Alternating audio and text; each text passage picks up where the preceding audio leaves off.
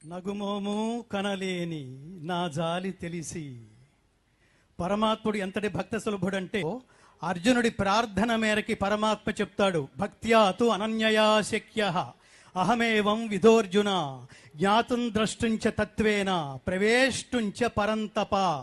ఒక్క తులసి దళానికి పరమాత్మ ఎంత అనుగ్రహించాడో మనందరికీ తెలుసు. పరమాత్మకి సమర్పిస్తేనో, బంగారాలు పరమాత్మకి సమర్పిస్తేనో పరమాత్మ ఆశీస్సులు మనకి లభ్యం కావు. మిత్రులారా, అనన్యమైన సంగరహితుడై ఉండవలెను, సమస్త ప్రాణుల యందు వైరభావము లేక ఉండవలెను. అలాంటి భక్తుడికి మాత్రమే నేను భక్త సులభుడను, అలాంటి వాడు మాత్రమే నాకు భక్తుడని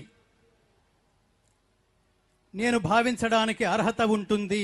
పుట్టినందుకు ఒక భగవద్గీత శ్లోకం మనం నేర్చుకోకపోతే భారతీయుడుగా, తెలుగువాడుగా మన అస్తిత్వాన్ని మనం ప్రశ్నించుకోవాల్సిన దుస్థితిలో ఉన్నట్టు లెక్క.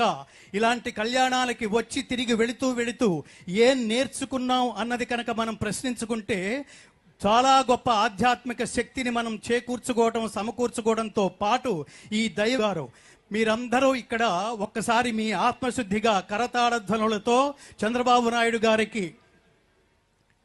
మీరు స్వాగతం పలకవలసిందిగా, మీ కరతాళధ్వనులతో వారిని ఆశీర్వదించవలసిందిగా, పరమాత్మ ఇచ్చిన శక్తుల్ని మరింత రెట్టించిన ఉత్సాహంతో Swarna Andhra Pradesh within no time స్వర్ణాంధ్రప్రదేశ్ని, మన రాష్ట్రాన్ని స్వర్ణాంధ్రప్రదేశ్గా తీర్చిదిద్దటంలో ఆ మహానుభావుడు ఇప్పటికే తన జీవితాన్ని ప్రపంచానికి, తెలుగు ప్రపంచానికి అంకితం చేసిన నేపథ్యంలో ఇవాళ ఈ విశిష్టమైన కార్యక్రమం అమరావతి ఈ పట్టణంలో, ఈ అమరావతి వేదికగా